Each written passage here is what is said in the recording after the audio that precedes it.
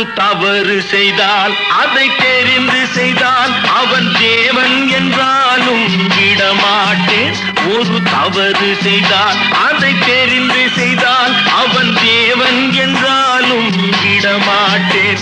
உடல் உழைக்கச் சொல்வேன், அதில் பிழைக்கச் சொல்வேன், அவர் உரிமை பொருள்களை தொடமாட்டேன். நான் ஆணையிட்டால் அது நடந்து விட்டால் இங்கு ஏழைகள் வேதனை படமாட்டார்.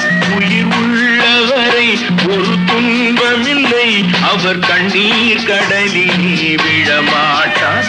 அவர் கண்ணீர் கடலிலே